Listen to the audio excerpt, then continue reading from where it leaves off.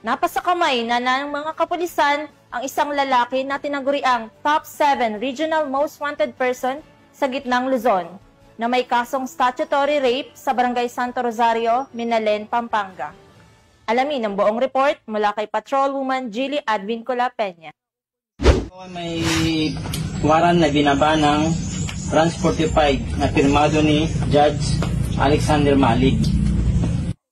Isang malaking tagumpay laban sa kriminalidad ang naitala ng Pampanga Police Provincial Office sa ilalim ng matatag na pamumuno ni Police Colonel Eugene M. Marcelo, Provincial Director, matapos maaresto ang tinaguriang top 7 regional most wanted person dahil sa kasong statutory rape sa isinagawang manhunt operation sa Barangay Santo Rosario, Minalin, Pampanga nito lamang ikadalawa ng Setyembre taong kasalukuyan.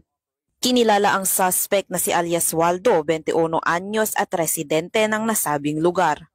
Ang operasyon ay pinangunahan ng Minalin Municipal Police Station katuwang ang 302nd Regional Mobile Force Battalion 3, Provincial Intelligence Unit Pampanga, Regional Intelligence Unit 3 at ng Pro 3 Cyber Patroller na gumamit ng makabagong digital surveillance at social media monitoring upang matunton ang kinaroroonan ng suspect.